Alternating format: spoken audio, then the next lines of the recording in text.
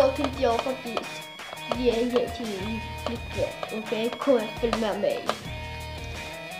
Sara, får jag säga en grej till dig? Ja. Jag har någonting till dig. Oh my god, en krona!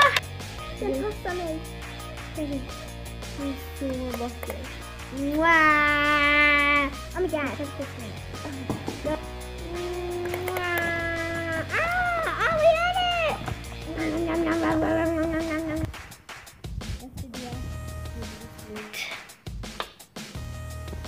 Bara för det ska jag... Anyway. Bara för det ska jag äta alla som jag ser. Jag tänkte på det här. Jag måste äta bara små barn. De stora är så feta. Jag kan inte ta dem i munnen.